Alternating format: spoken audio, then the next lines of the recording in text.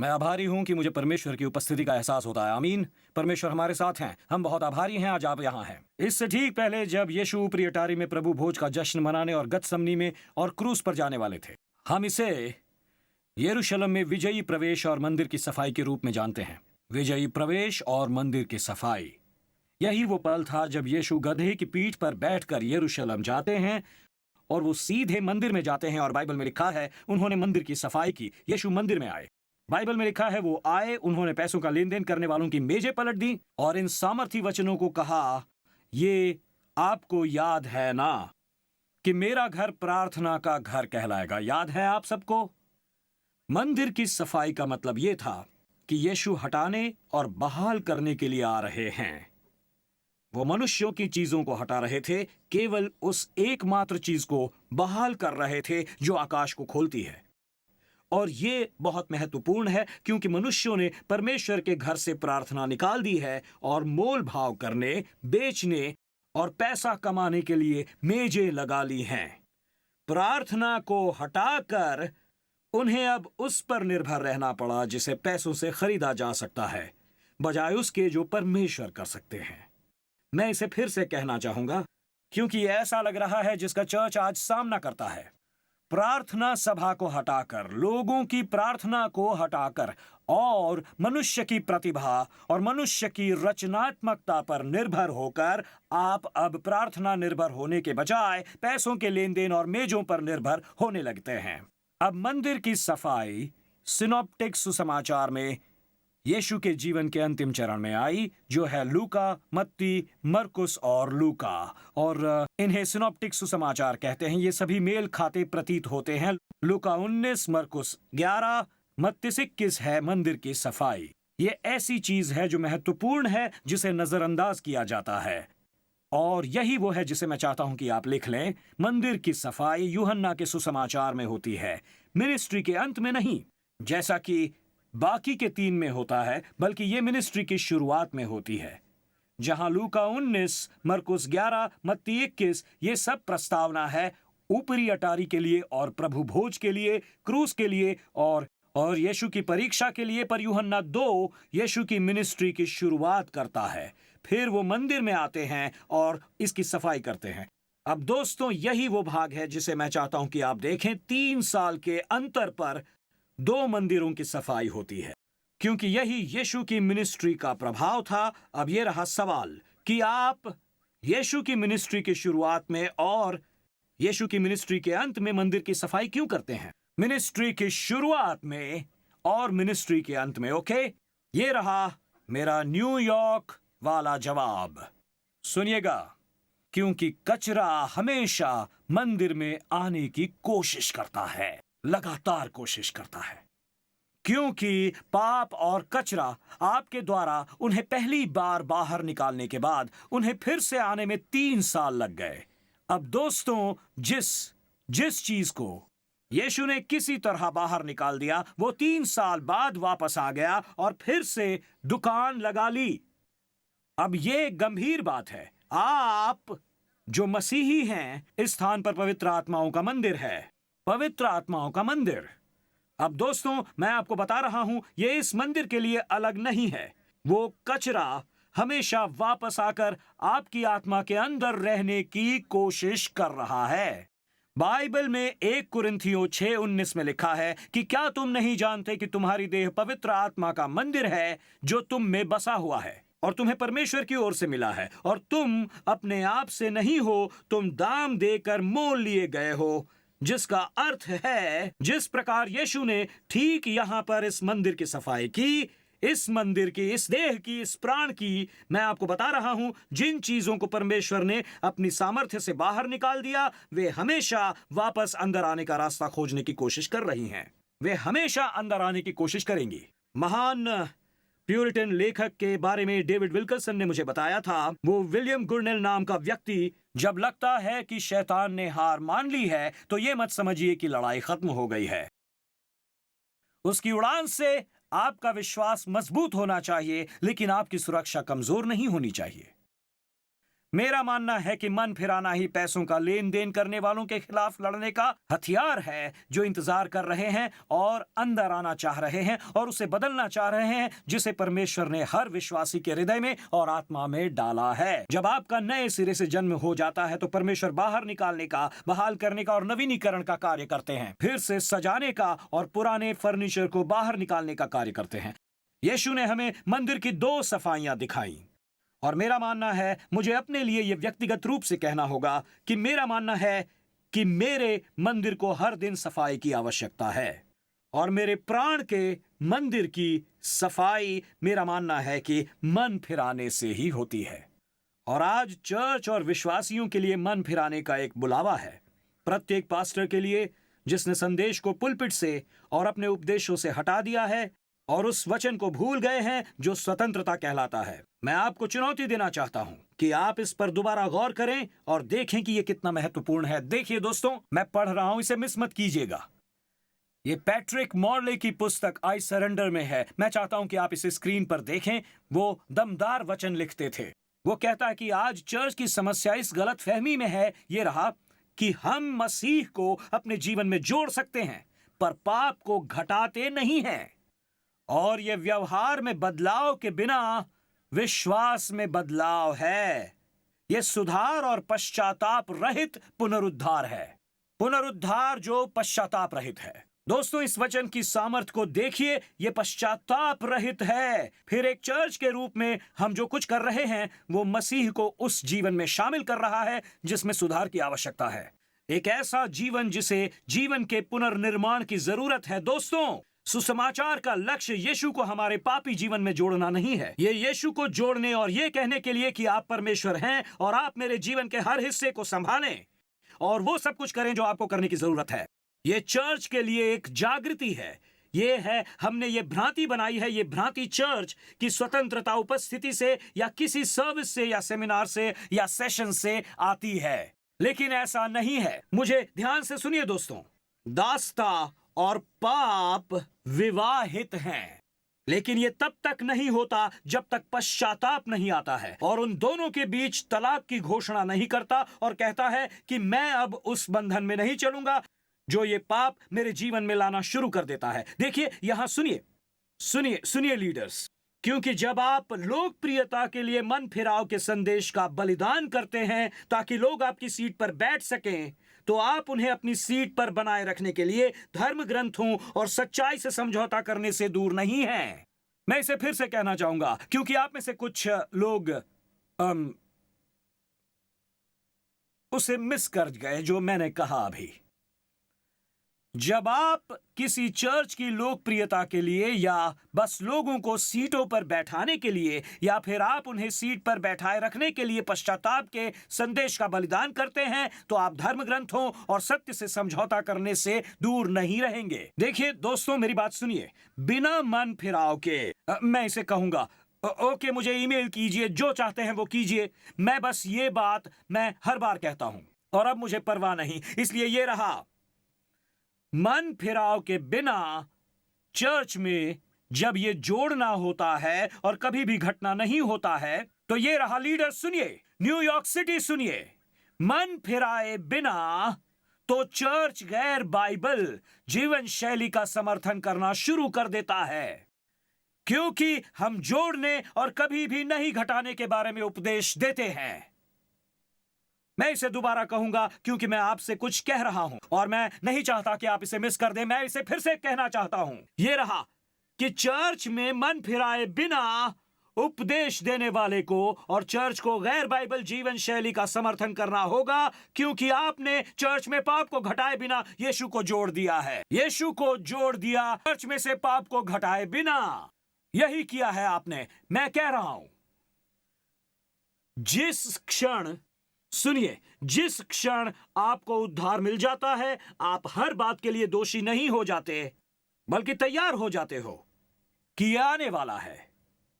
मन फिराना असल में हमारे जीवन के हर क्षेत्र में यीशु को प्रभु घोषित करना है। यही मन फिराने का मतलब होता है। यदि आप आजादी चाहते हैं तो आप इसे छोड़ नहीं सकते। बहुत से लोगों ने अपने मसीही जीवन में 180 के बजाय 360 जीवन शैली देखी है। अब इसका तात्पर्य क्या है? मैं इसे इस तरह कहना चाहूंगा। जब मैं कहता हूं 180, तो इसका मतलब होता है कि आप एक दिशा में जा रहे थे और परिवर्तन आया। दृढ़ विश्वास के माध्यम से, उपदेश के माध्यम से, सत्य के माध्यम से, जो इतना गंभीर था कि अब आप एक अलग दिशा में जा रहे हैं। 180 का मतलब यही है, आप इस ओर जा रहे थे, अब इस ओर जा रहे हैं। सच, दृढ़ विश्वास, कुछ आया और यही सही दिशा है, ऐसा लगा आपको। जब मैं कहता हूं 360, इसका मतलब है कि किसी चीज ने आपको किसी हानिकारक और पापपूर्ण चीज को रोकने के लिए प्रेरित किया और आप खुद को बार बार इसमें शामिल पाते हैं, बार बार, लगातार। इसीलिए यह शब्द पश्चाताप इतना लुप्त शब्द है। आप समझते हैं कि मन फिराना यीशु का पहला उपदेश था और यीशु का अंतिम उपदेश भी था।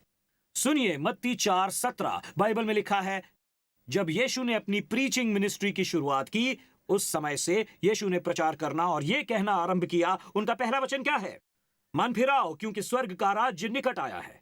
और क्या आप समझते हैं कि यीशु ने अपने आखिर उपदेश में जो आखिरी बात कही थी वो सुसमाचार में नहीं पाई गई थी, प्रकाशित वाक्य की पुस्तक में पाई गई। और ये उनका अंतिम उपदेश था जो उन्होंने लौदीकिया और कलीसिया को दिया था। वो कहता है, जिन जिन से मैं प्रीति रखता हूं उन सबको मैं उलाहना और ताड़ना देता हूं। इसलिए वो चर्च से कहता है, सरगर्म हो और क्या क्या कहता है वो? सरगर्म हो और क्या? यही वो चर्च से कहता है, यहां तक कि बिल्कुल अंत में भी। मुझे याद आया, मैं इसके बारे में सोच रहा था। जब मैं उन वचनों के बारे में सोचता हूं, एक पल के लिए इसके बारे में सोचिए। यीशु शुरुआत में कहते हैं मन फिरा, वो अंत में कहते हैं मन फिरा। मैं लियोनार्ड रेवेनहिल के बारे में सोच रहा था। वो एक ऐसे व्यक्ति हैं जिसने मेरे जीवन पर बहुत बड़ा प्रभाव डाला है। वो मेरे आध्यात्मिक पिता रहे हैं परमेश्वर के घर जाने से पहले। और लियोनार्ड रेवेनहिल ने कहा, उसने, यदि यीशु ने वही खतरे वाले उपदेश दिए होते जिसका आज मिनिस्ट्री प्रचार कर रही है, तो उन्हें कभी सूली पर नहीं चढ़ाया गया होता। अब आप समझे, यदि यीशु ने वही संदेश दिया होता जिसका आज प्रचार किया जा रहा है, तो उन्हें कभी भी सूली पर नहीं चढ़ाया गया होता। हमें समझना होगा कि मन फिराना क्यों महत्वपूर्ण है, और मैं कुछ ही पल में उस पर आऊंगा कि हमें मन फिराने और पश्चाताप करने और बुरा महसूस करने और बदलाव देखने के बीच के अंतर को समझना होगा। ये वही दो चीजें हैं, क्योंकि मन फिराना बदलाव होता है। कई साल पहले मैं पढ़ रहा था, कितनों को याद है, मुझे याद है कि रविवार को चर्च से घर आकर मैं कॉमिक्स पढ़ता था। याद है, अखबारों में आप कॉमिक्स पढ़ा करते थे। शनिवार को आपके पास कार्टून्स होते थे, रविवार को आप संडे कॉमिक्स होते थे। और पीनट्स कॉमिक स्ट्रिप थी जिसमें लूसी और चार्ली ब्राउन फुटबॉल की प्रैक्टिस कर रहे थे। और जो लोग लूसी और चार्ली ब्राउन की कहानी जानते हैं वो ये कि लूसी फुटबॉल पकड़ती है और हर बार चार्ली ब्राउन आता है उसे किक मारने के लिए, तो वो क्या करती है? वो फुटबॉल हटाती है और वो हर बार उड़ता रहता है। हाँ, और लूसी के गेंद पकड़ने के साथ ही स्ट्रिप खुल गई, पर चार्ली ब्राउन आखिरकार समझदार हो गया और कहा, मेरे पास ऐसा करने का कोई तरीका नहीं है। और लूसी ने उससे गेंद को किक मारने का आग्रह किया। तुम इसे हटा देती हो और मैं पीठ के बल गिर जाता हूं, यही कहा चार्ली ब्राउन ने। और तब लूसी ने यह अद्भुत शब्द कहे, चार्ली ब्राउन, पिछले कुछ वर्षों में फुटबॉल उठाते समय मैंने आपके साथ बहुत बुरा व्यवहार किया है। मैंने आपके साथ बहुत सी क्रूर चालें चली हैं, परंतु मैंने अपने तरीकों में खामी देखी है।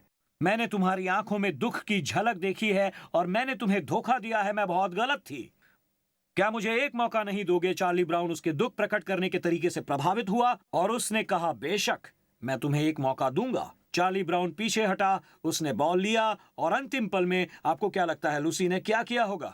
उसने गेंद उठाई और बस इतना ही था, वो गिर गया। और ये है जो लूसी ने कहा, उसके अंतिम शब्द। वो कहती है, अपनी गलतियों को पहचानना और वास्तव में अपने तरीके बदलना दो अलग अलग चीजें हैं। अपनी गलतियों को पहचानना और अपने तरीकों को बदलना। लूसी इसे समझ गई, चार्ली नहीं समझ पाया। महान मसीही लेखक यूजीन पीटरसन ने इसे इस प्रकार कहा, उसने कहा, मन फिराना कोई एहसास नहीं है, यह अपने पापों के लिए खेद महसूस करना नहीं है। ये एक निर्णय है। ये तय करना है कि आप गलत हैं और मान रहे हैं कि आप अपना जीवन स्वयं संभाल सकते हैं और अपना परमेश्वर स्वयं बन सकते हैं। यदि मैं इसे इस तरह से कह सकूं तो एक छोटी सी बच्ची ने इसे सर्वोत्तम तरीके से कहा। उसने कहा, मन फिराने को सबसे अच्छी तरह से इस प्रकार परिभाषित किया जा सकता है कि छोड़ने के लिए खेदजनक है। एक एहसास जो कहता है, मैं इसे और जारी नहीं रख सकता। ये कुछ ऐसा है जो आपके हृदय को प्रभावित करता है। आप कहते हैं, मैं इसके साथ ज्यादा समय तक नहीं रहता हूं। और फिर मन फिराना वो कदम है जो इसे बदल देता है। जब मैं एक युवा पास्टर था और हमारा एक छोटा सा चर्च था, और मुझे याद है कि हमारी एक फूड मिनिस्ट्री थी, और एक प्रिय मित्र ने मुझे कुछ महीने पहले ही संदेश भेजा था। वो मिनिस्ट्री से रिटायर हो चुके हैं। मुझे दिल की बात याद है, सबसे कठिन फोन कॉल में से एक, जब मुझे एक पास्टर को विनम्रता पूर्वक फोन कॉल करना पड़ा, जिसने हमें एक चर्च के रूप में हमारी फूड मिनिस्ट्री में मदद करने के लिए पैसे दिए। हम डेट्रॉइट शहर में प्रति माह लगभग 2000 लोगों को खाना खिला रहे थे। क्योंकि शुरुआत के दिनों में वो चर्च संघर्ष कर रहा था, हमें कठिनाइयों का सामना करना पड़ रहा था। बिजली के बिल, हीटिंग बिल और उन सभी चीजों के बिल बढ़ने लगे थे। और मुझे याद है कि हमें जो पैसा फूड मिनिस्ट्री के लिए दिया गया था, हमने उसका इस्तेमाल बिजली के बिल का भुगतान करने के लिए किया, हीटिंग बिल का भुगतान करने के लिए। और इसे ध्यान में रखते हुए मैंने बस सोचा, खैर यदि आपके पास लाइट और हीटर नहीं है तो आपके पास भोजन की रसोई नहीं हो सकती है। इसलिए मैंने बस इतना ही कहा, चलो चलें और ऐसा करें। लेकिन यह पैसा इसके लिए नहीं दिया गया था, गरीबों को खाना खिलाने के लिए दिया गया था। और मैं एक दिन प्रार्थना में परमेश्वर के पास गया और बस आपूर्ति की मांग की, और परमेश्वर ने आपूर्ति करने के लिए कहा कि तुमने पैसे लिए और उसका उपयोग ऐसे काम में किया जिसके लिए तुमको वो नहीं दिए गए थे। और ये भी कहा कि तुम उस पास्टर को फोन करो और पश्चाताप करो जो तुमने महसूस किया है। लेकिन अब पछतावे और मन फिराने के बीच मुद्दा यह था कि क्या मैं फोन उठाऊंगा और ईमानदार रहूंगा। देखिए, लोग सोचते हैं कि बस इसलिए कि आप बुरा महसूस करते हैं तो बदलाव आ रहा है। पर मुझे पता था कि मुझे फोन उठाना होगा और इस पास्टर के साथ ईमानदार बनना होगा। और मुझे याद है दोस्तों, मैं बस आपको बता रहा हूं, मुझे फोन उठाना और इस पास्टर को फोन करना था, इतना ही याद है। और क्या मैं उसके श्रेय के लिए यह कह सकता हूं, उसने भी मुझे आसानी से इसमें से नहीं निकलने दिया। मैं सोच रहा था कि वो कहेगा, ओ आई लव यू, आगे बढ़ो, हम बस जो भी कर सकते हैं हमने किया, एक और चेक भेजेंगे। और उस आदमी ने मैं उस दिन उसका आभारी हूं, क्योंकि मुझे लगा कि ये मेरी आत्मा में बस गया है जो उस वक्त उसने कहा। इस आदमी ने कहा, टिम, अब तुम्हें ये सीखने की जरूरत है कि अगर कोई तुम्हें इसके लिए पैसे देता है तो तुम इसका इस्तेमाल उस चीज के लिए कभी मत करो। ये झूठ है। और ये मुझे चुभ गया। लेकिन मैसेज आ गया कि मैंने कहा, अगर ये उसके लिए कहा गया है। और दोस्तों मेरी बात सुनिए, यही अंतर था। मुझे लगा कि परमेश्वर प्रार्थना में मुझसे बात कर रहे हैं कि यही पछतावा है। लेकिन पश्चाताप करने के लिए मुझे जो मैं कर रहा था उसे बदलने की जरूरत थी। पश्चाताप का वास्तविक अर्थ है अपना मन फिराना।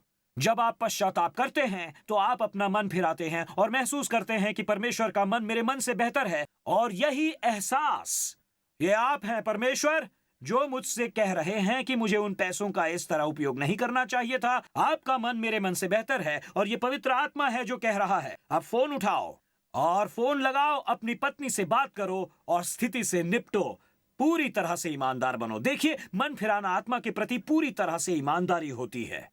ये कुछ भी छिपाना नहीं है, ये है पालना और अपने जीवन के हर अंधेरे क्षेत्र पर प्रकाश डालना और कहना कि परमेश्वर, मैं चाहता हूं कि यदि आप इस चर्च पर कुछ भी करना चाहते हैं तो करें। मैं बस इतना चाहता हूं कि मेरे अंदर कुछ भी छिपा हुआ नहीं रहेगा। दोस्तों मेरी बात ध्यान से सुनिए मेरी बात। यदि आत्मा का पश्चाताप नहीं है तो आप पुनरुत्थान और बहुतायत के लिए प्रार्थना नहीं कर सकते हैं। परमेश्वर को हमारी आत्मा से निपटना होगा। देखिए, मन फिराना, इसे लिख लीजिए। जिन 4 चीजों के बारे में हमारा मन बदलता है उन्हें सुनिए, क्योंकि यदि मन फिराना एक परिवर्तन है तो ये हमारे बारे में हमारे मन को बदल देता है। ये हमारी सोसाइटी में इस बढ़े हुए स्वयं के महत्व से निपटना है और महसूस करता है कि मैं मिनिस्ट्री का स्टार हूं। नहीं, बल्कि यीशु है स्टार। ये वो क्वायर या सिंगर नहीं, बल्कि यीशु हैं। ये हमारे मन को बदल देता है कि गाने आपके बारे में नहीं हैं। इसलिए जब लोग कहते हैं मुझे वो गाना पसंद नहीं आया, तो मेरा जवाब होता है, खैर पहली बात तो ये कि वो आपके लिए नहीं गाया जा रहा था। तो यहां मुद्दा आप नहीं है। तो यदि आज आप यहां हैं और कहते हैं कि मुझे वो गाना पसंद नहीं है, तो ये आपके बारे में नहीं है, ये आपकी पसंद के बारे में नहीं है। ये उनको कहना होगा कि मुझे वो गाना पसंद नहीं है, ना कि आपको। ये पाप के बारे में हमारे मन को बदल देता है। हम पाप को उसी गंभीरता से देखते हैं जैसे परमेश्वर उसे देखते हैं। ये कोई बुराई या दुष्कर्म नहीं, ये परमेश्वर के विरुद्ध अपराध है। ये उनके साथ हमारे बंधुत्व को तोड़ देता है। जब हम मन फिराते हैं तो हम उद्धारकर्ता के प्रति अपना मन बदल देते हैं। हम यीशु को अपने उद्धारकर्ता के रूप में देखते हैं, जो स्वर्ग, चंगाई और मुक्ति का एकमात्र मार्ग है, और ये उद्धार के बारे में हमारे मन को बदल देता है। आप देखिए, ये कोई ऐसी चीज है जिसे आप कमाते हैं, और मैं आपको बताना चाहता हूं कि क्यों ये इतना महत्वपूर्ण है। चर्च में आज मन फिराना क्यों महत्वपूर्ण है। यह हमारे जीवन में महत्वपूर्ण है, इस चर्च में महत्वपूर्ण है, जिसे दोस्तों मैं आपको बता दूं कि आप लिख लीजिए, क्योंकि जिस संस्कृति में हम रहते हैं उसमें यह अत्यंत महत्वपूर्ण है। सुनिए, नैतिक दृष्टिकोण से रहित दुनिया में मन फिराना बहुत महत्वपूर्ण है। हम एक ऐसी दुनिया में रहते हैं जहां नैतिक दृष्टिकोण नहीं है। क्या मतलब है पास्टर टिम? हर किसी की अपनी सच्चाई है। वहां यही है जो हमने लूटा है। जब हम मन फिराने का उपदेश नहीं देते हैं, तब हम अपने स्वयं के महत्व के बारे में अपना मन नहीं बदलते हैं। बैठे बैठे परमेश्वर की सेवा नहीं कर सकते। अब यह संदेश मुझे मुसीबत में डालने वाला है। कोई बात नहीं, मुझे परवाह नहीं। आप परमेश्वर की सेवा नहीं कर सकते हैं। आप अपनी स्वयं की सच्चाई से परमेश्वर की सेवा नहीं कर सकते। आप यहां बैठकर यह नहीं कह सकते कि खैर ये मेरी सच्चाई है। आप ये नहीं कह सकते। बाइबल में यह लिखा है कि यदि दो मनुष्य परस्पर सहमत ना हो तो क्या वे एक संग चल सकेंगे? ये नहीं कि मैं यीशु के साथ चलता हूं क्योंकि ये कोई मामला नहीं है। न्यूज़ फ्लैश, सुनिए, यीशु को आपसे सहमत होने की आवश्यकता नहीं, पर बेहतर होगा कि आप उनसे सहमत हो, और जो उन्होंने आपको करने के लिए बुलाया है वो कहता है, मैं चाहता हूं कि आप स्वयं से, उद्धारकर्ता से, पाप से और मोक्ष से सहमत हो। देखिए, यदि हमने मन फिराया है तो फिर हमने यीशु को अपनी व्यक्तिगत मान्यताओं में जोड़ लिया है। हो सकता है कि आपने यीशु के बारे में अपना मन बदल लिया हो, लेकिन अपने पाप के बारे में, उद्धार के बारे में, या शायद किसी और चीज के बारे में अपना मन नहीं बदला है। फिराना परम सच्चाई है। यह ऐसा है जैसे जब आपको पाप से क्षमा मिलती है। यहां यह बहुत महत्वपूर्ण है, यह बहुत अहम वचन है। यह रहा दोस्तों, जब आपको क्षमा कर दिया जाता है तो यह रहा, तो साथ ही साथ आपको शुद्ध भी कर दिया जाता है। यही हमें जोड़ने से मुक्त करता है। यदि आप अपने पापों को मान लें तो वो क्या करने में विश्वास योग्य और धर्मी हो, तो वो क्या करने में विश्वास योग्य और धर्मी है क्या? ओ, ये रहा। और किससे? हमें सब अधर्म से शुद्ध करने में। दोस्तों, आपके जीवन में आवश्यकता शुद्धिकरण के बिना आपको क्षमा नहीं मिलती है। देखिए, हम क्षमा चाहते हैं, लेकिन हम उसका दूसरा भाग नहीं चाहते हैं, और यह रही बढ़िया बात, वो आपको क्षमा करने के लिए विश्वास योग्य हैं। और वो आपको उस चीज से शुद्ध करने में विश्वास योग्य हैं जिसके लिए आप अभी अभी क्षमा किए गए हैं। आमीन। पास्टर टिम, मुझे वो पसंद है। मैं आपसे कुछ कहना चाहूंगा, क्योंकि मैं जानता हूं कि इससे आप में कुछ लोग नाराज हो जाएंगे। सुनिए, फिर भी हां, मैं उपदेश दे रहा हूं। यह शब्द स्वीकार करना एक महत्वपूर्ण शब्द है। यदि हम अपने पापों को स्वीकार करते हैं, तो क्या आपको पता है स्वीकार करने का क्या मतलब है? इसका मतलब होता है वही बात कहना कि आप परमेश्वर के साथ सहमत हैं। देखिए, जो 1 यूहन्ना 1:9 में लिखा है वो ये है कि वहां क्षमा है, पर साथ ही साथ शुद्धिकरण भी है। आपको क्षमा मिल गई, अब परमेश्वर की बारी है कि वो आए और आपको शुद्ध करें। देखिए, जब आप मन फिराते हैं तो आप बस कह रहे होते हैं कि मुझे क्षमा की जरूरत है, पर मुझे मुक्त होने के लिए उनकी मदद की भी जरूरत है। शुद्धिकरण यही तो हिस्सा है उसका जो परमेश्वर जीवनों के अंदर करते हैं। ये आप हैं जो कहते हैं, परमेश्वर, मैं सहमत हूं, मैं अपना विनाशकारी व्यवहार देखता हूं, इसका प्रभाव मेरी शादी पर पड़ रहा है, इसका प्रभाव मेरी निजी जिंदगी पर पड़ रहा है, इसका प्रभाव मेरे दिमाग पर पड़ रहा है, मेरी आत्मा विषाक्त हो रही है। और परमेश्वर क्षमा करते हैं, पर साथ ही साथ वो शुद्ध भी करते हैं। यही मन फिराने का भाग है। जब मैं ऑफिस जाता था और शुरू में मिनिस्ट्री ज्वाइन की थी, और एक बच्चा, हम वो चर्च हैं जो प्रोजेक्ट्स के ठीक बगल में है, और जब मैं अपने ऑफिस में था तो वो सेक्रेटरी जो वहां थी उसने कहा कि हे, कोई है जो आपसे मिलने आया है। मुझे नहीं पता वो कौन है, लेकिन एक युवा व्यक्ति है जो प्रोजेक्ट से आया है।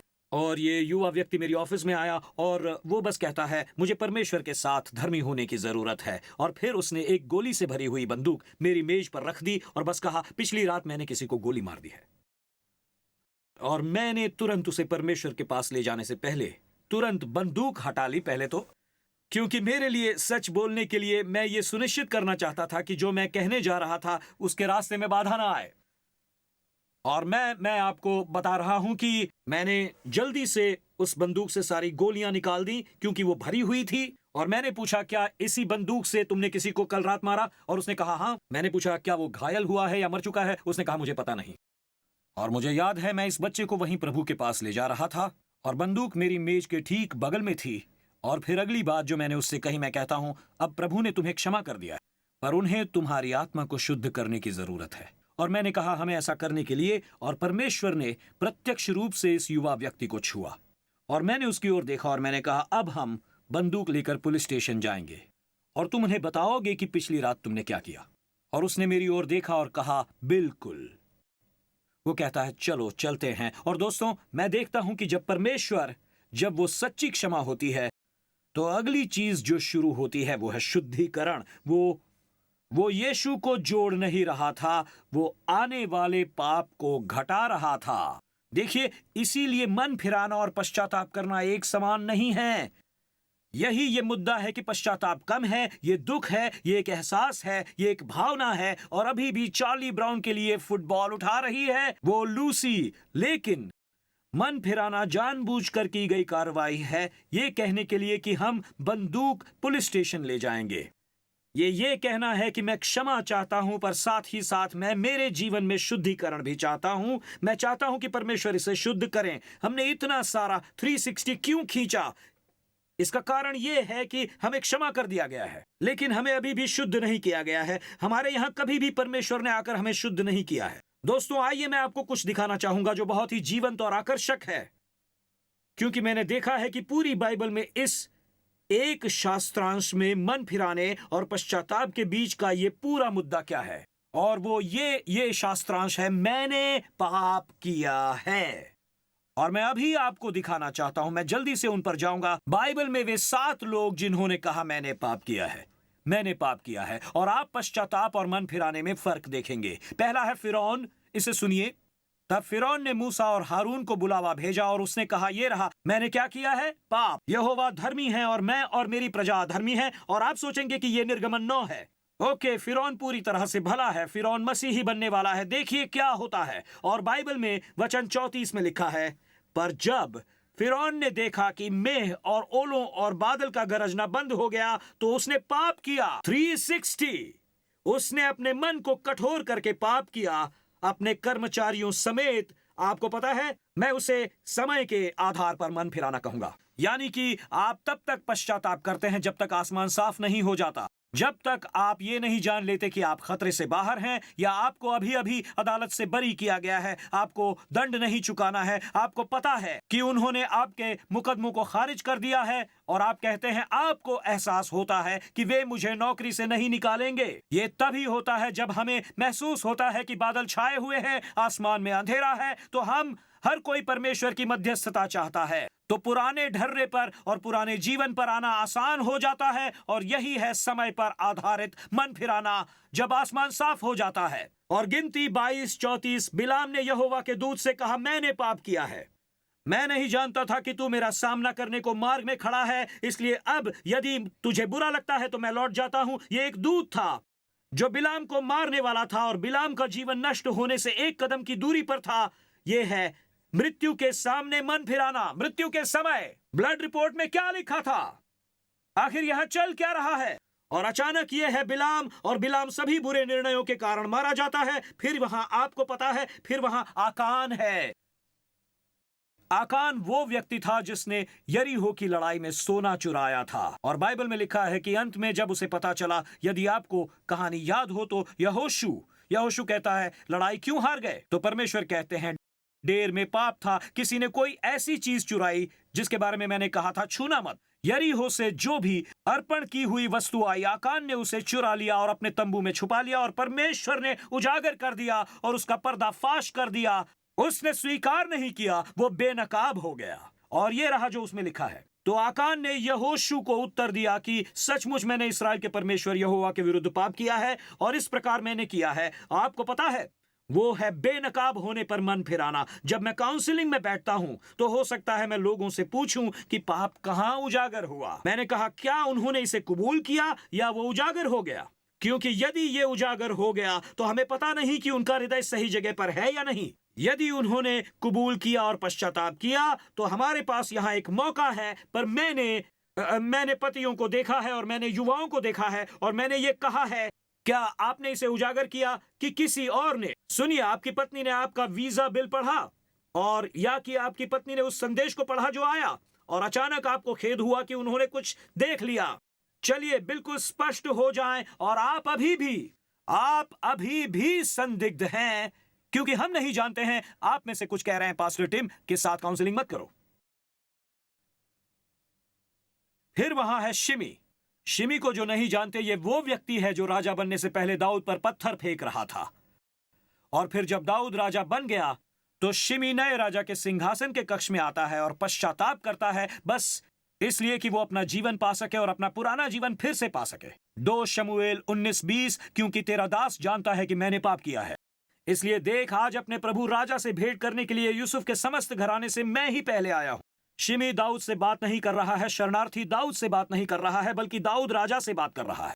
और मुख्य रूप से वो जो कह रहा है वो ये कि क्या हम भूल सकते हैं कि जब मैंने आप पर पत्थर फेंके तो क्या हुआ था? यही प्रतिफल पाने के लिए मन फिराना है। पर मेहरबानी करके मुझे चोट न पहुंचाए, तलाक मत दो। मैं चाइल्ड सपोर्ट का भुगतान नहीं करना चाहता। मुझे नौकरी से मत निकालो। मुझे स्वास्थ्य बीमा की जरूरत है। ये मन बदले बिना स्वीकार करना है। मैं बस ये नहीं चाहता कि जो कुछ मुझे यहां मिला है उसे खराब करो। शिमी आखिरकार उग्र हो जाता है और विद्रोह करना शुरू कर देता है और अंत में मारा जाता है। और फिर ये वो जिससे मुझे सबसे ज्यादा डर लगता है, शाऊल। बैकस्लाइडर के दौरान हमने इसके बारे में बात की थी। शाऊल ने कहा कि उसने शमूएल भविष्यवक्ता के प्रति पाप किया, तो भी उसने कहा, मेरी प्रजा के सामने मेरा आदर कर। मैंने पाप तो किया है, तो भी मेरी प्रजा और मेरे इस्राएल के सामने मेरा आदर कर और मेरे साथ लौट के परमेश्वर यहोवा को दंडवत कर। मैं उसे कहता हूं, मैं अपना पद नहीं खोना चाहता वाला मन फिराओ। मैंने ये किया, मैं इसे समझता हूं। क्या मैं वहां से शुरू कर सकता हूं जहां से मैंने छोड़ा था? खैर, हमें नहीं पता कि आपका मन बदल गया है या नहीं। हमें नहीं पता कि कुछ हो रहा है या नहीं। मैं राजा हूं। चलिए बस पीछे मुड़कर चलते हैं और देखते हैं। ये एक शर्मिंदगी भरा पश्चाताप है, लेकिन यहाँ वे 2 हैं जो मेरे लिए अलग हैं। ये है दाऊद और उड़ाऊ पुत्र। आप अंतर देखेंगे। 2 शमूएल 12:13। दाऊद ने नातान से कहा, जब उसे बैतशबा के साथ पाप करने के लिए पकड़ा गया तो उसने कहा, मैंने पाप किया है। अगला शास्त्रांश क्या है? यहोवा के विरुद्ध। उड़ाऊ पुत्र की ओर देखिए। मैं अब उठकर अपने पिता के पास जाऊंगा और उससे कहूंगा कि पिताजी, मैंने स्वर्ग के विरोध में और तेरी दृष्टि में पाप किया है। देखिए, वे जानते हैं कि उन्होंने पिता परमेश्वर के विरुद्ध पाप किया है। वे कुछ पाने के लिए मन नहीं फिरा रहे हैं। वे इसलिए मन फिरा रहे हैं क्योंकि वो शर्मिंदा होना चाहते हैं।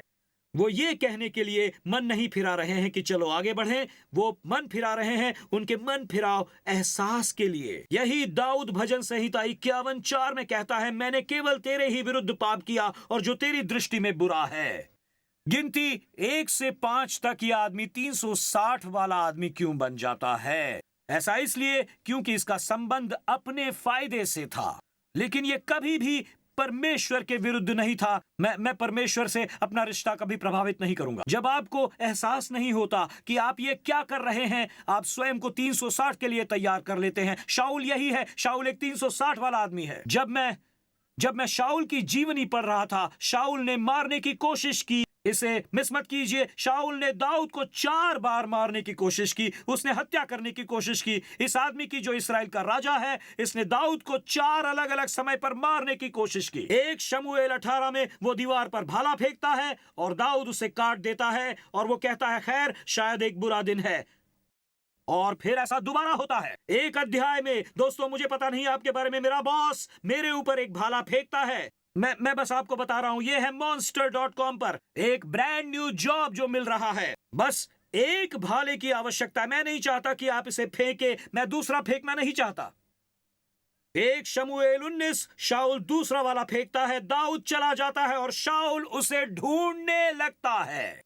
एक शमूएल 24 में बाइबल में लिखा है कि परमेश्वर ने दाऊद की रक्षा की, और जब दाऊद ने दूर से शाऊल का सामना किया तो बाइबल में लिखा है कि शाऊल अपने किए पर रोया। और फिर जब आप एक शमूएल 26:21 पढ़ते हैं, देखिए एक शमूएल 26:21, जिसमें लिखा है कि वो कहता है कि मैंने पाप किया है। वो कहता है दाऊद मैंने पाप किया है। दोस्तों ये रहा जो हिस्सा मुझे मिलता है, वो शाऊल तीसरी बार है जब वो दाऊद को मारने की कोशिश कर रहा है, और चौथी बार वो रो रहा है और वो कहता है मैंने पाप किया है। पर ये रहा वो अद्भुत भाग, इसे मिस मत कीजिए। पर एक बार भी वो बदलता नहीं है, वो कभी नहीं बदलता है। वो इसे एक शमूएल 18 में फेंकता है, वो एक शमूएल 19 में भाला फेंकता है, वो 3000 लोगों को लाता है दाऊद को मारने के लिए एक शमूएल 24 में, और फिर एक बार फिर एक शमूएल 26 में।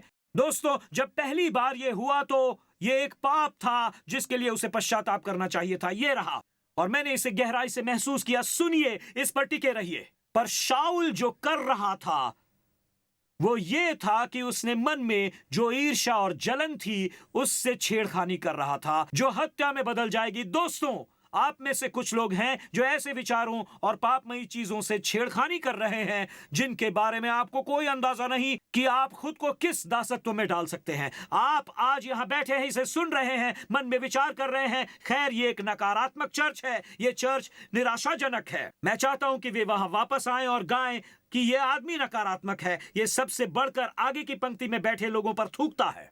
और मैं चाहता हूं कि आप इसे समझ ले।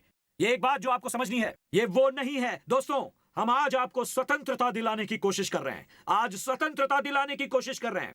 और आप में से कुछ, मैं आपसे कह रहा हूं, बालकनी मेरी बात सुनिए, आप में से कुछ कड़वाहट के साथ छेड़खानी कर रहे हैं, पोर्नोग्राफी के साथ छेड़खानी कर रहे हैं, और आप सोचते हैं आपको इस पर नियंत्रण मिल गया है। शाऊल ने सोचा कि ईर्ष्या और डाह पर उसका नियंत्रण मिल चुका है, और अचानक उसके हाथ में कुछ न था और ये जानलेवा की भावना में बदल गया। आप किसी चीज से छेड़खानी नहीं कर सकते। दुनिया भर से जो लोग मुझे ऑनलाइन सुन रहे हैं, मेरी बात ध्यान से सुनिए, आप छेड़खानी मत कीजिए।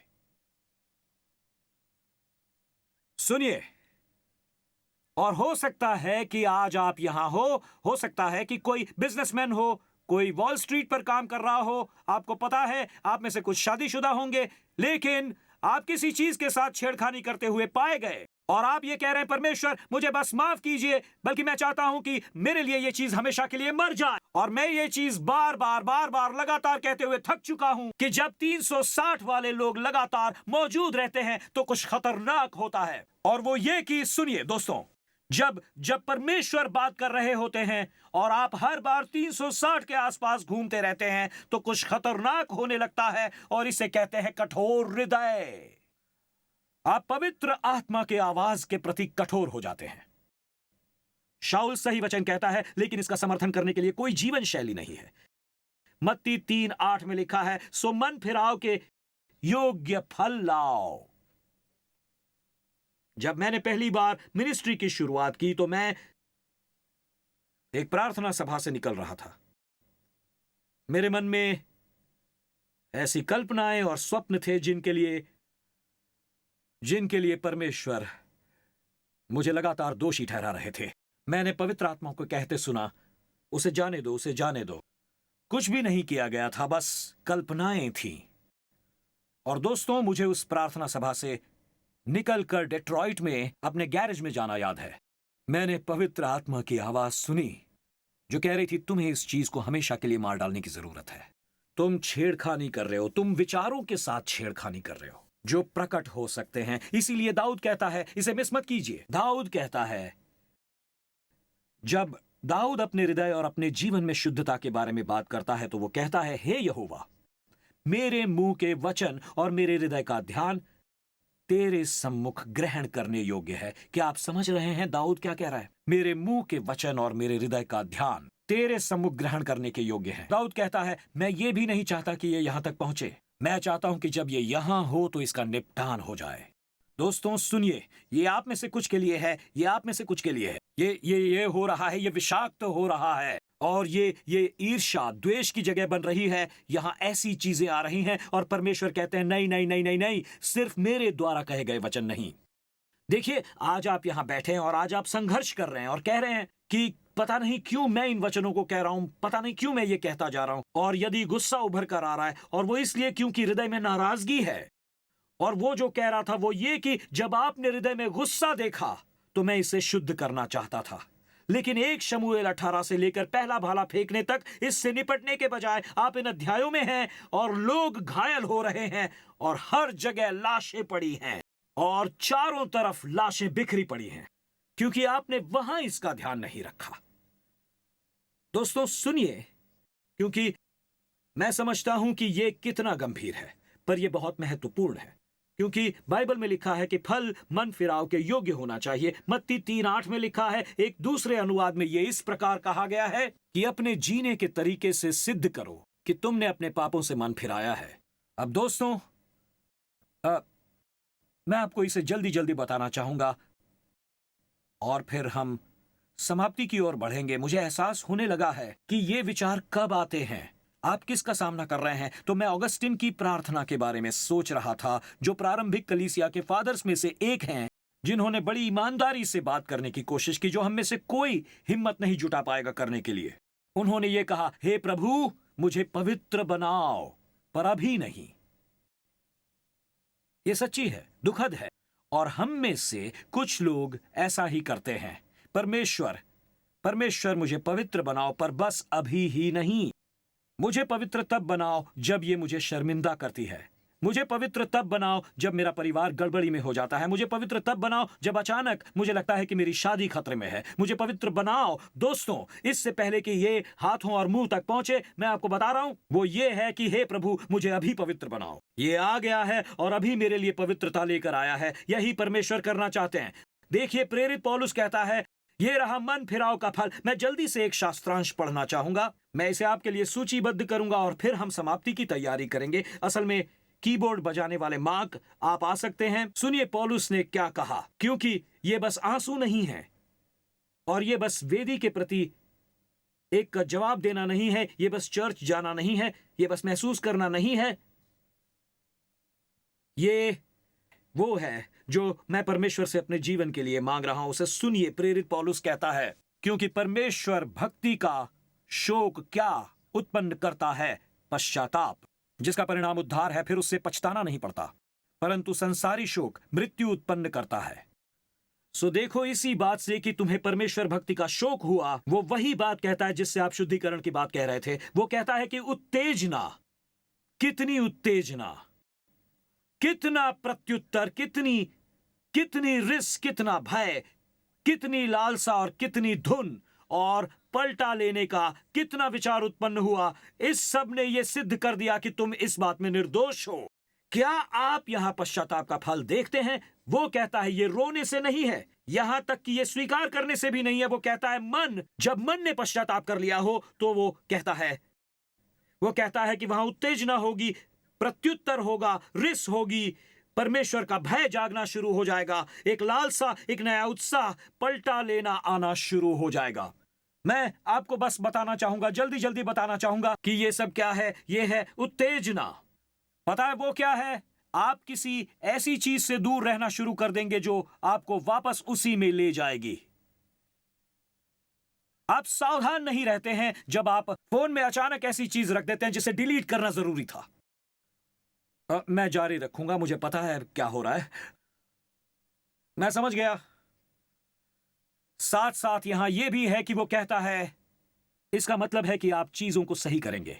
ये एक फोन कॉल है, ये आर्थिक रूप से क्षतिपूर्ति हो सकती है क्योंकि आपने वो धन रखा है जो आपको नहीं रखना चाहिए था। ऑफिस में एक युवक आया और वो बैकस्लाइडर था और उसने कहा, मैं अंदर आया, मुझे ड्रग के लिए पैसे चाहिए थे, इसलिए मैं एक सुविधा स्टोर में घुस गया और मैंने अंदर घुसकर बहुत सारा सामान चुरा लिया, पर मैं परमेश्वर के साथ धर्मी होना चाहता हूं।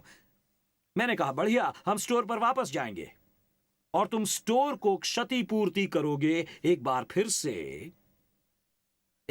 से पास्टर टिम के पास मत आना यदि तुम वाकई सलाह चाहते हो तो। और वो कहता है, कैसी रिस? इसका मतलब है कि गुस्से का भाव है। वहां ये है, एक नई भावना है जो कहती है ये वही है जो मुझसे ली गई थी। वहां एक नया भय है। नंबर 4, भय। ये कहता है कि वहां प्रभु का भय नए सिरे से है। वो तुम हो कुछ हद तक। ये न केवल प्रभु का भय है, बल्कि ये एक ऐसा भय है जो डराता है। मैं अपनी पत्नी, बच्चों का भरोसा खो सकता हूं। तीव्र इच्छा का मतलब है एक लालसा, एक भावना। आप इस तीव्र इच्छा को जोड़ना शुरू करते हैं। इससे बचने के लिए ईश्वरीय अनुशासन को जोड़ना शुरू करते हैं जो पहले से मौजूद नहीं थे। प्रभु के लिए एक नई आग, निरंतरता की एक नई भक्ति आने लगती है और फिर ये पलटा लेने के विचार से समाप्त होती है। किंग जेम्स में लिखा है, कैसा पलटा। ये तकरीबन ऐसा है कि आप पलटा लेने के लिए शत्रु के पास आते हैं, आपसे चोरी करने के लिए और कहने के लिए कि ऐसा नहीं है, मैं हर एक को बचाऊंगा जिसे मैं बचा सकता हूं। मैं आज इससे समाप्त करना चाहता हूं। मुझे बस एक पल के लिए अपने अतीत से कुछ सीखने दीजिए। जब मैं बड़ा हो रहा था, मेरे ख्याल से इससे चीजें स्पष्ट हो जाएंगी। यह कुछ ऐसा था जिसने मेरे जीवन में 360 को तोड़ दिया। और शुरुआत में यह हास्यास्पद था, लेकिन मुझे पता था कि परमेश्वर किसी चीज के पीछे जा रहे हैं। मैं एक चर्च में पैदा हुआ और पला बढ़ा, सचमुच। हमारा चर्च जिसमें मैं था, मेरे माता पिता मेडिसन स्क्वायर गॉर्डन चर्च के ठीक सामने स्थित थे और मैं अपनी मां के पेट में था। आप लोगों में से कुछ को पता नहीं होगा इस शब्द का क्या मतलब है। क्रिसमस कैंटाट के दौरान, शब्द कैंटाट कितनों को याद है। और वही वो समय था जब मैं अपनी मां के पेट में था। मैं असल में चर्च में लगभग क्रिसमस कैंटाट के दौरान पैदा हुआ था और मैं वहीं पर पला बढ़ा। और एक बार फिर से दुश्मन बस यही करेगा। ये हमारे साथ हमारी सुरक्षा नहीं है। हमारी सुरक्षा स्वयं यीशु है। ये चर्च नहीं है, ये कोई धर्म नहीं है, ये कोई संप्रदाय नहीं है। यहां तक कि मेरा कुछ मतलब है कि कुछ जूनियर हाई और बाकी सभी चीजों के करीब बढ़ना ये मूर्खतापूर्ण लगता है। लेकिन मैं जानता हूं कि परमेश्वर किसी चीज से निपट रहे थे। जब मैं बड़ा हो रहा था तो मुझे चोरी करने की समस्या थी। मुझे याद है, मैं एक बार पकड़ा गया। मेरे डैड पुलिस डिपार्टमेंट से मुझे घर लाते थे और 60s और 70s के दशक में एक समय था जब आपके पास नकद होता था तो आपको खुले पैसे मिलते थे और प्रचलन में सब कुछ था और आपके पास चांदी के सिक्के और चांदी के क्वार्टर और चांदी के आधे डॉलर्स होते थे। मेरे पिताजी के ड्रेसर में ये बड़ी चीज होती थी और जब काम करने के बाद वो सो रहे होते थे, वहां न्यूयॉर्क शहर में कई बार 8 से 4 बजे तक की शिफ्ट होती है और मैं चुपचाप अंदर जाता, मुट्ठी भर पैसे लेता और अपनी जेब में रख लेता। और उससे मैं ड्रग्स नहीं ले रहा था, मैं बस बेसबॉल कार्ड खरीद रहा था। आप सोच रहे हो वैसा कुछ नहीं था। और मुझे याद है मेरे पिताजी सो रहे थे और मुझे बाहर निकलना याद है और वहां पैसों का एक बड़ा ढेर था और मेरी माँ कहती है, ये क्या है? और वो देख रही है, इसकी ओर देख रही है और वो कहती है, मैंने कहा, खैर ये पैसा है। उसने कहा, कहां से मिला? मैंने कहा, प्रभु ने दिए। वो कहती है, उन्होंने नहीं दिया। उन्होंने चांदी के आधे डॉलर्स और चांदी के डाइम्स नहीं दिए हैं, ये गलत है। और सुनिए मेरी माँ ने क्या कहा, मुझे आज तक ये याद है। मार्क, मैं बता रहा हूं, उस समय मैं 11 या 12 साल का रहा होऊंगा। मुझे उनका मेरी तरफ देखना याद है। एक धर्मात्मा माँ का होना एक आशीष है। उन्होंने मेरी तरफ देखकर कहा, यदि तुम मुझे नहीं बताओगे तो मैं पवित्र आत्मा से पूछूंगी और वो मुझे बताएगा। और 3 नैनो सेकंड्स में ही मैंने कहा, मैंने चोरी की है, मैं चोर हूं, दोबारा ऐसा नहीं करूंगा। जब उन्होंने कहा, पवित्र आत्मा मुझे बताएगा, बस इतना ही, मेरा काम तमाम। तुम्हें बस इतना ही कहना है, पवित्र आत्मा मुझे बताएगा। और इसी बात से मैं परास्त हो चुका था उस समय। उन्होंने मेरे पिता को जगाया और वो बाहर आए। उन्होंने उससे कहा और उन्होंने सुनकर मुझसे ये कहा, अगर दूसरी बार मैंने तुम्हें चोरी करते पकड़ा। दोस्तों, ये बहुत पहले की बात है, जरा समझिए इसे। वो कहते हैं, मैं तुम्हारे हाथ जला दूंगा। यही उन्होंने मुझसे कहा। और वो एक मसीही हैं।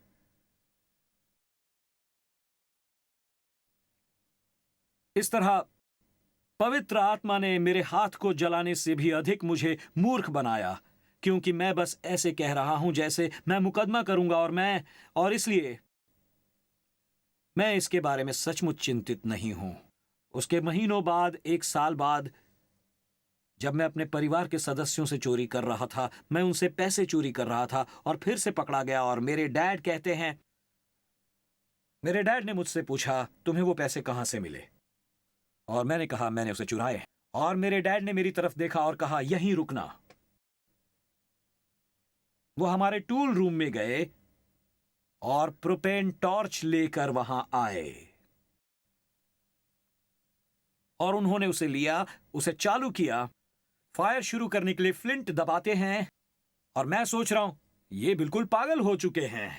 सीरियसली, काम तमाम। अब मैं अपने हाथों से बाइबल का पन्ना तक नहीं पलट पाऊंगा। बस खेल खत्म। लॉ, उसमें से लॉ निकलती है और मैं अचानक रोने लगता हूं। उसे देखकर मेरी आंखों में आंसू आ रहे हैं। वो आंसू आग बुझा दें, मैं वैसी प्रार्थना कर रहा हूं और पता नहीं। तब उन्होंने कहा परमेश्वर अनुग्रह के परमेश्वर है। मैंने कहा हाँ, परमेश्वर अनुग्रह के परमेश्वर हैं, मुझे क्षमा कर दो। Hallelujah, hallelujah. मेरे पिता एक परमेश्वरीय मनुष्य हैं। वो मेरे हाथ जला नहीं रहे थे, पर ये वो अद्भुत बात है, मैं फिर से सही रास्ते पर आ गया था। पवित्र आत्मा, प्रोपेन, आग, हर चीज, पछतावा। ये क्या है? ये क्या है? ये पछतावा है। ये तो 360 है। ये पछतावा था। मैंने पाप किया है। मम्मी नहीं, पवित्र आत्मा से पूछो मैंने पाप किया है। नहीं, मेरे हाथ मत जलाओ। और ये हिस्सा जो मैं चाहता हूं आप समझें, क्योंकि मैं कभी भी उस बात तक नहीं पहुंच पाया कि मैंने प्रभु के विरुद्ध पाप किया है। और पता है ये कब हुआ? एक कैंप में, एक चर्च कैंप में ये हुआ। इसलिए हम आपसे कहते हैं स्टैन और 212 के साथ उन किशोरों को कैंप में लाने के लिए। मैं कैंप में था और मैं कैंप में हूं। और वहां पर वो यदि आप कभी किसी चर्च कैंप में पुस्तकों की दुकान या गिफ्ट शॉप पर गए हैं तो यह हमेशा होता है, जैसे उन्हें डार्क क्रॉसेस में चमक मिल गई हो और वहां कॉमिक पुस्तकों से संबंधित हर चीज थी। Comic books. मैंने एक कॉमिक बुक उठाई और वो कॉमिक बुक थी the late great planet Earth on the rapture and the second coming of Jesus Christ नामक पुस्तक की वो बुक। दोस्तों, मैंने इस कॉमिक बुक को पढ़ा और उसे रख दिया और मैंने कहा मैं अधोलोक नहीं जाऊंगा। मैंने कहा क्योंकि उनके पास उनका प्रकाशित वाक्य 21:8 है जिसमें लिखा है किसी चोर को अपना हिस्सा नहीं मिलेगा। और मैं एक चोर हूं। आग ने मुझसे यह कबूल नहीं कराया कि पवित्र आत्मा मिल गया है, ना ही किसी कॉमिक बुक ने मुझे दिखाया कि मैंने परमेश्वर के खिलाफ पाप किया है। दोस्तों, मैं आपको बता रहा हूं, मैं कैंप काउंसलर के पास गया। मैंने कहा, उसे लगा कि मैंने कहा मैं एक चोर हूं। उसने कहा तुम 12 के हो। मैंने कहा आपको क्या लगता है मैं एक चोर हूं? मैंने हर किसी के पास से चोरी की है। मैंने कहा मैं एक चोर हूं और मैं अधोलोक नहीं जाऊंगा, मैं स्वर्ग जाना चाहता हूं। और मैंने कहा मैं इस चीज को ठीक करना चाहता हूं। मैं 12 साल का हूं। दोस्तों, आप में से कुछ इसे देखकर कहेंगे नहीं नहीं नहीं नहीं, देखिए मुझे कोई अंदाजा नहीं था परमेश्वर मुझे किस चीज से बचा रहे थे। आप पवित्र आत्मा के प्रति केवल प्रतिक्रिया दे रहे होते हैं। वो प्रतिक्रिया नहीं देते हैं जैसा कि मैंने कहा, तो ये हृदय कठोरता का वो डरावना शब्द चलता रहता है। आपको पता है एक कठोर हृदय क्या होता है? ये वो है जो पवित्र आत्मा के दृढ़ विश्वास की रुकावटों को नजरअंदाज करता है। सुनिए, एक कठोर हृदय क्या होता है? ये वो है जो पवित्र आत्मा के दृढ़ विश्वास की रुकावटों को नजरअंदाज करता है, अस्वीकार करता है और यहां तक कि नापसंद भी करता है। और कठोर हृदय क्या होता है? ये आपकी रविवार की सर्विस को अस्त व्यस्त कर देता है। और मैं तो आनंद मनाने जा रहा था, मैं खड़ा होना चाहता था। मेरा पूरा रविवार खराब कर रहा है। हम आपको उसके लिए बचा रहे हैं जो परमेश्वर आपके जीवन में करना चाहते हैं। इसलिए दोस्तों, मैं बस कहना चाहूंगा जब आप खड़े होते हैं, क्योंकि मैं चाहता हूं कि आप ऐसे महसूस करें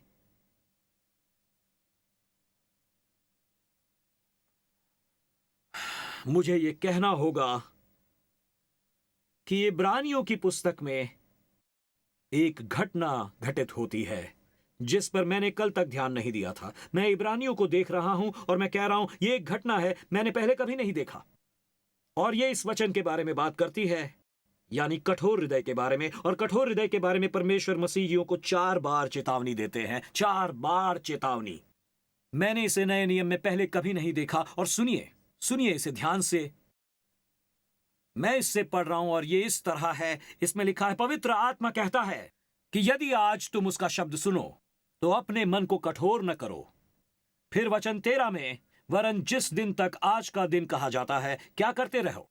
एक दूसरे को समझाते रहो कि छल में आकर कठोर न हो जाओ। ये सब एक के बाद एक आ रहा है, एक बंदूक की तरह। फिर दो वचनों के बाद, यदि आज तुम उसका शब्द सुनो, तो इसमें क्या लिखा है? अपने मनों को कठोर न करो। और फिर आप अगले अध्याय पर जाते हैं और वो कहता है यदि आज तुम उसका शब्द सुनो तो अपने मन को कठोर न करो। तो यहां मुख्य शब्द है आज। आज परमेश्वर का शब्द है, कल शैतान का शब्द है। कल मैं फिर से कहना चाहूंगा, सुनिए, अभी और आज परमेश्वर का शब्द है। अभी, आज, इसी वक्त यह परमेश्वर का शब्द है। कल शत्रु का शब्द है। मैं चाहता हूं कि एक सेकंड के लिए आप अपनी आंखें बंद करें। मैं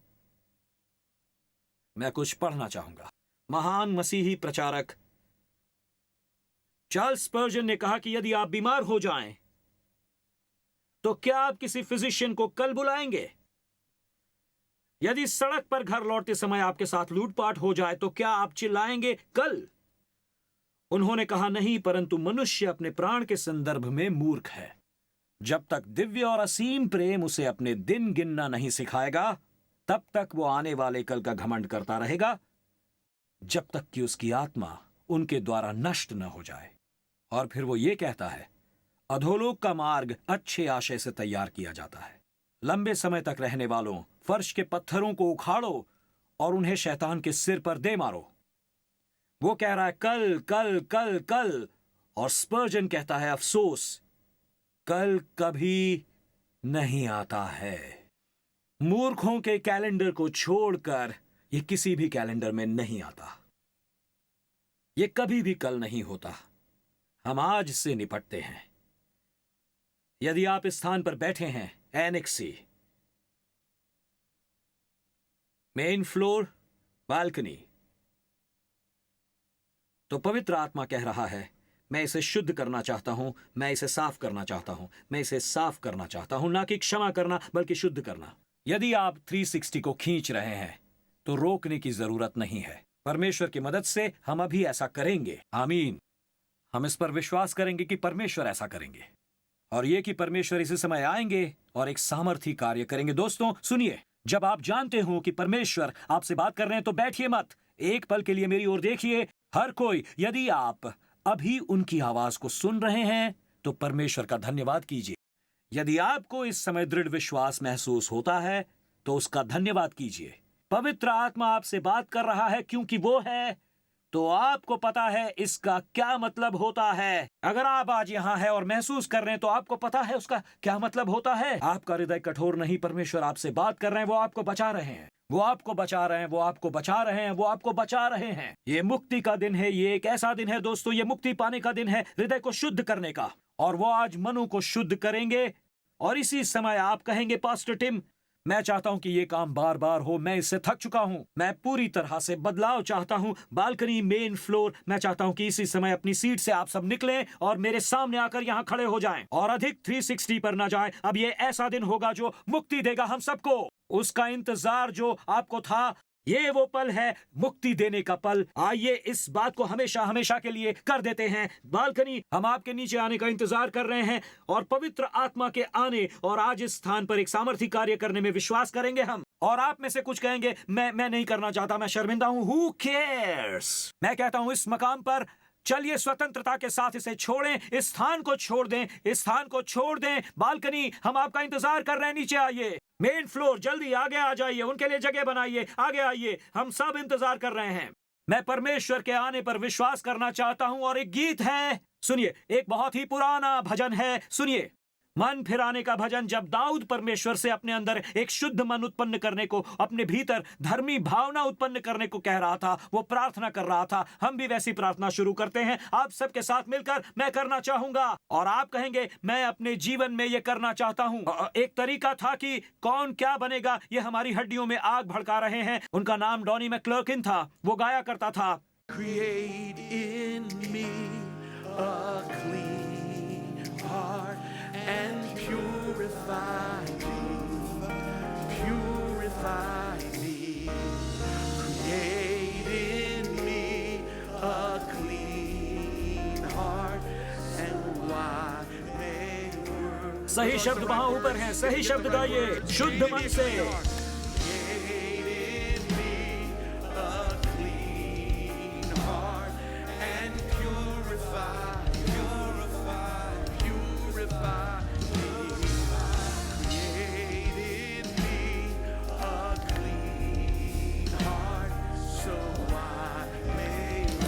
हम इसे फिर से एक बार गाएंगे ऊंची आवाज में मेरे साथ।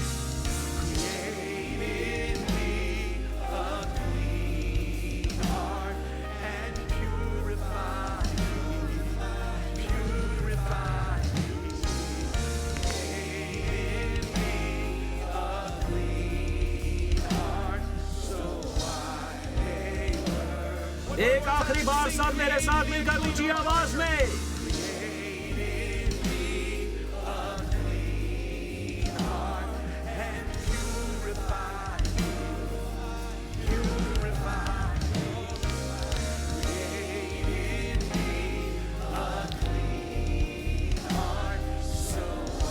क्या हम एक बार फिर से गाएंगे? मेरे साथ गाइए दोस्तों।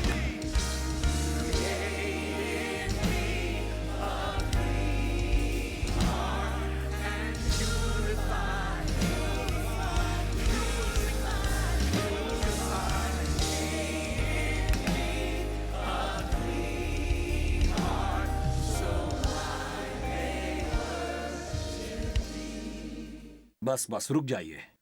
यही दाऊद की प्रार्थना है। यही दाऊद की प्रार्थना थी जो खुद को 360s में बदल रहा था। आप में से कुछ जो अपने आप से परेशान है वो कह रहे हैं वही चीज बार बार हो रही है। उन सभी बेशकीमती लोगों को मैं देख रहा हूं जो यहां पर आए हैं। दोस्तों आज मेरे साथ मैं आपको उम्मीद दूंगा। बाइबल स्पष्ट है जब हमें याद दिलाना शुरू करती है कि एक धर्मी व्यक्ति का पतन होगा 7 बार।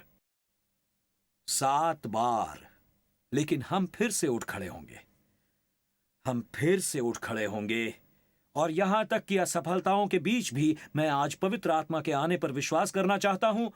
हो सकता है कि आपने पहले इन शब्दों का इस्तेमाल ना किया हो, पर आज हम उनका इस्तेमाल करेंगे। हम कहेंगे कि परमेश्वर आज मैं अपने पाप से मन फिराता हूं। चलो भी मैं चाहता हूं कि इसी समय सब अपने हाथ ऊपर उठाएं और मेरे साथ कहें परमेश्वर हम अपने पाप से मन फिराते हैं। चलिए मेरे साथ जुड़ जाइए। आप सब कहेंगे प्लीज जोर से, परमेश्वर मुझे क्षमा कीजिए और मुझे शुद्ध कीजिए और मुझे उस पाप से शुद्ध कीजिए जिसने मुझे दास्तां में रखा है। मुझे क्षमा कीजिए और मुझे शुद्ध कीजिए परमेश्वर जिसे मैं नहीं चाहता हूं। मैं आभारी हूं कि इसी समय आप मेरी आवाज सुन रहे हैं। पवित्र आत्मा की आवाज मैं सुनता हूं। ओ परमेश्वर हमें इसी समय आपकी शुद्धता की आवश्यकता है। अपने जीवन के लिए मुझे इसकी जरूरत है। शत्रु अलग अलग तरीकों से मेरे जीवन में आने की कोशिश कर रहा है और जो कुछ भी हो रहा है आज प्रभु परमेश्वर आज इस वेदी पर हृदयों को शुद्ध कीजिए। रिवाज को तोड़िए, जंजीरों को तोड़िए, दास्ता को तोड़िए। परमेश्वर आप सामर्थ से तोड़िए बंधन, वो बंधन जो विवाहों को तोड़ना चाह रहे हैं, जो युवकों को उनके भविष्य को तबाह करने की चाह रखते हैं।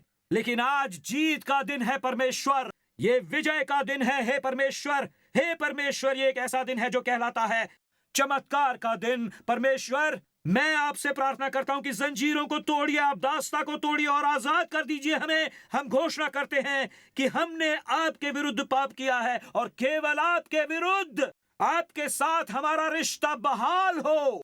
परमेश्वर आइए यहां इस वेदी पर काम कीजिए, आइए और आज हमारे जीवनों में काम कीजिए। हे पिता परमेश्वर, बस प्रार्थना करता हूं इन बेशकीमती लोगों के लिए जो आए हैं यहां आज और बार बार यहां आते रहते हैं और 360 के लिए प्रार्थना नहीं करता बल्कि मैं 180 के लिए प्रार्थना करता हूं। 180 के लिए। तो परमेश्वर आप हमें मुक्त करेंगे, आज आप हमें स्वतंत्र करेंगे। आज हमारे हृदयों के अंदर और हमारे जीवनों में आप चमत्कार करेंगे। कुछ चाहिए इसलिए मन नहीं फिरा रहे। हम इसलिए मन नहीं फिरा रहे कि हम बुराई कर रहे हैं। हम मन फिरा रहे हैं क्योंकि हम सबसे बढ़कर परमेश्वर के साथ रिश्ता चाहते हैं और हम विश्वास कर रहे हैं कि आज चमत्कार यीशु के नाम पर घटित होगा। आज ही यीशु के नाम पर, आज यीशु के नाम पर, आज ही यीशु के नाम पर।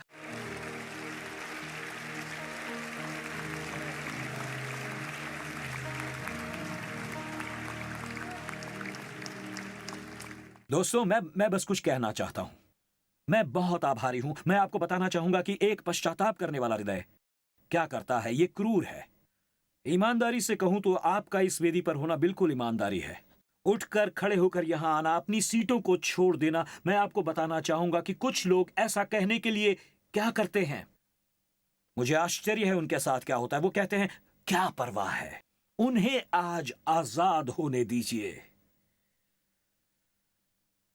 आज स्वतंत्रता को आने दीजिए, पवित्र आत्मा को आने दीजिए। मैं बस कहना चाहता हूं, ईमानदार होने के लिए धन्यवाद। मैं उस गलियारे को देख रहा हूं, मैं इन सभी लोगों को देख रहा हूं। मैं बस कह रहा हूं, सुनिए, मैं ये आपके साथ हूं। और वो क्या कर रहे हैं? वो मंदिर की सफाई कर रहे हैं। इसलिए पवित्र आत्मा जो कर रहा है वो ये है कि वो इस मेज को पलट रहा है। वो आपके अंदर आकर कहता है धन्यवाद, चलिए अब मेज को पलट कर रख देते हैं और दिल और प्राण का फिर से निर्माण शुरू करते हैं। यही वो कर रहे हैं। आत्मा में कुछ फर्नीचर लगाए गए हैं तो वो कहते हैं नहीं नहीं नहीं नहीं नहीं नहीं नहीं, वो वापस आ गया। हम उसे पलट देते हैं। कितने लोग जानते हैं कि मैं क्या कह रहा हूं? हम पहली बार उसे पलट देते हैं। क्या मैं आपको बता सकता हूं कि आपके बारे में मुझे क्या पसंद है? मुझे आपकी ईमानदारी पसंद है, ये कि आप परमेश्वर के बारे में गंभीर हैं। और मैं आपको बताना चाहूंगा कि मैं क्या करता हूं। मुझे पता है कि समाप्त करने का समय आ चुका है। मुझे यहां ये सेक्शन बहुत पसंद है, जब हमें वो देखने मिलता है जो ट्रांसलेशन मिनिस्ट्री का हिस्सा है, वो हम सांकेतिक भाषा है। मुझे ये पसंद है क्योंकि मैं यहां पर ये सब देख सकता हूं। जिसने वेदी के बुलावे का जवाब दिया और वे उन्हें बता रहे हैं कि मैं यहां सांकेतिक भाषा में क्या कह रहा हूं, जिसका अर्थ है कि पवित्र आत्मा उनसे जो कहना चाहता है उसमें कोई भी व्यक्ति इसे मिस नहीं करना चाहेगा। और ये रहा सबसे अद्भुत मुद्दा, भले ही वो मुझे मिस करते हो, क्योंकि मैं उन्हें मेरे नाम पर हस्ताक्षर करते हुए देख रहा हूं। मेरे नाम पर नहीं बल्कि मेरे शब्दों पर हस्ताक्षर करते हुए। मैं आपको बताना चाहूंगा कि ये रोमांचक है। और क्यों?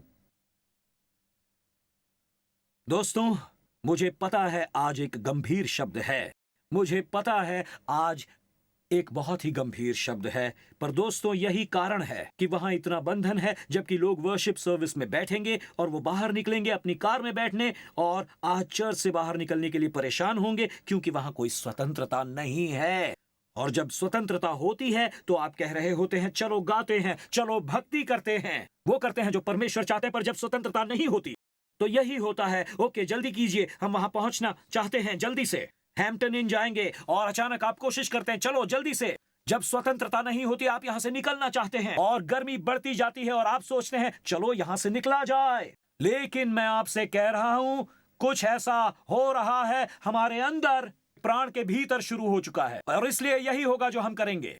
स्तोत्र वाले अब ध्यान से सुनिए, मैं आपसे कुछ करने के लिए कहूंगा। हर दिन परमेश्वर से मंदिर को साफ करने के लिए कहिए। हर दिन आप यही प्रार्थना करेंगे। कौन सी प्रार्थना मुझे नहीं पता, आपको नहीं पता, जाइए भजन संहिता 51 पर जाइए, मन फिराने की प्रार्थना कीजिए। ये मन फिराने की एक प्रार्थना है कि हे परमेश्वर, मेरे अंदर शुद्ध मन उत्पन्न कर, मेरे भीतर स्थिर आत्मा नए सिरे से उत्पन्न कर, मुझे अपने सामने से निकाल न दें। मेरे अंदर शुद्ध मन उत्पन्न कर और मेरे भीतर स्थिर आत्मा नए सिरे से उत्पन्न कर। दोस्तों बस इतना ही। वापस जाइए उस वचन 10 पर वापस जाइए, पीछे पीछे पीछे और पीछे जाइए। ओके चलिए चलिए, उन हाथों को ऊपर उठाइए और मेरे साथ कहिए, मेरे अंदर शुद्ध मन उत्पन्न कर। हे परमेश्वर, मेरे अंदर स्थिर आत्मा नए सिरे से उत्पन्न कर, मुझे अपने सामने से निकाल न दे और अपने पवित्र आत्मा को मुझसे अलग न कर। अपने किए हुए उद्धार का हर्ष मुझे फिर से दे और उदार आत्मा देकर मुझे संभाल। Hallelujah hallelujah hallelujah. और आपको पता है वो क्या कहता है? ये कहता है, ये रही अच्छी खबर, जब आप प्रार्थना करते हैं तो मैं चाहता हूं कि वचन 13 देखें, तब मैं अपराधियों को तेरा मार्ग सिखाऊंगा और पापी तेरी ओर फिरेंगे। वो मुझे नहीं लगता मैंने कभी पुलपिट से वो कहा कि कोख तेरी ओर फिरेगी। जब लोग पश्चाताप में चलते हैं तो परमेश्वर कहते हैं लोग उद्धार पाने लगते हैं। जब लोग पश्चाताप में चलने लगते हैं तो वो कह रहे हैं तुम स्वतंत्र हो। मैं ये चाहता हूं, मैं नहीं चाहता कि लोग किसी ऐसे चर्च में आए जहां हम बंधन में जी रहे हो। मैं इस स्थान पर मृत्यु से स्वतंत्र होना चाहता हूं। इसलिए मैं इसे स्पष्ट करना चाहूंगा। यदि आज आप यहां बैठे हैं, यदि आज आप कहते हैं पास्टर टिम, मैं कभी नहीं जान पाया परमेश्वर के साथ रिश्ता क्या होता है, मैं दृढ़ विश्वास क्या होता है ये भी नहीं जानता, क्योंकि मैं कुछ नहीं जानता, लेकिन आपने कभी परमेश्वर की क्षमा और शुद्धिकरण का अनुभव ही नहीं किया, जहां वो आत्मा में प्रवेश करता है और आपको अंदर से बाहर तक पूरी तरह बदल कर रख देता है और वो परिवर्तित कर सकता है वो जो आज यहां देख रहे हैं। कहो, परमेश्वर, आज मैं स्वतंत्रता चाहता हूं, मैं स्वतंत्र होकर यहां से निकलना चाहता हूं, मैं आजादी में चलना चाहता हूं। और दोस्तों, आपको पता है, मुझे वचन 13 पर विश्वास करना होगा कि आप यहां बैठकर ऑनलाइन देख रहे हैं और स्वतंत्र होना चाहते हैं। मैं मेरे जीवन में मसीह को चाहता हूं, आज मैं स्वतंत्रता चाहता हूं। यदि आप कभी नए सिरे से जन्मे हैं तो यह अभी आपके साथ हो सकता है। यीशु आकर आपको भीतर से बाहर तक बदल सकते हैं। यदि आपने ये कहने के लिए कभी भी नए सिरे से जन्म लेने की प्रार्थना नहीं की कि परमेश्वर आइए, मुझे क्षमा कीजिए और मुझे शुद्ध कीजिए, तो यही समय है ये करने का। ये आसान है, ABC जैसा। A यानी स्वीकार करना कि मैं पापी हूँ, B यानी विश्वास करना कि यीशु आए और मेरे पाप के खातिर मरे, और C यानी उन्हें प्रभु के रूप में स्वीकार करना और वो मेरे जीवन का नियंत्रण अपने हाथों में लेंगे। और आप कहते हैं कि पास्टर टिम, मैंने ऐसी प्रार्थना पहले कभी नहीं की, तो मेरे साथ करिए, क्योंकि नए सिरे से जन्म लिए बिना परमेश्वर के राज्य को कोई नहीं देख सकता। तो क्या नए सिरे से जन्म लेने वाली प्रार्थना में आप मुझे शामिल करेंगे? हर कोई जो चारों ओर देख रहा है अपना सिर ऊपर उठाए। यहां वहां देखने की जरूरत नहीं, ऊपर सिर उठाओ, हाथ ऊपर उठाओ और कहो मेरे साथ, अपने दोनों हाथ ऊपर हवा में ऊपर उठाइए, उसे जितना ऊपर हो सके। चलो, बालकनी, मेन फ्लोर, इन्हें ऊपर उठाइए, वहां वहां वहां वहां वहां वहां वहां वहां वहां पर भर, वहां वहां वहां वहां वहां वहां पीछे, और बालकनी, वहां वहां वहां वहां, और वो जो ऑनलाइन देख रहे हैं वो सब टाइप कीजिए कि मैंने निर्णय ले लिया है और चलिए प्रार्थना करते हैं। चलिए मेरे साथ प्रार्थना कीजिए ऊंची आवाज में। यीशु, मेरा मानना है कि आप परमेश्वर के पुत्र हैं। मेरा मानना है कि क्रूस पर आपने मेरा पाप लिया, मेरी लज्जा ली, मेरी दोष भावना ली, और आप इसके लिए मरे। आपने अधोलोक का सामना किया ताकि मुझे न करना पड़े। आप मुर्दों में से जी उठे, मुझे स्वर्ग में एक स्थान, धरती पर एक मकसद और अपने पिता के साथ आज एक रिश्ता देने के लिए। आज प्रभु यीशु, मैं अपने पाप से मन फिराता हूं, नए सिरे से जन्म लेने के लिए। परमेश्वर मेरे पिता है, यीशु मेरे उद्धार करता है, पवित्र आत्मा मेरा सहायक है, बाइबल मेरी मार्गदर्शक है और स्वर्ग मेरा घर है, यीशु मसीह के नाम पर। और सब मिलकर कहिए आमीन, आमीन, हालेलुया।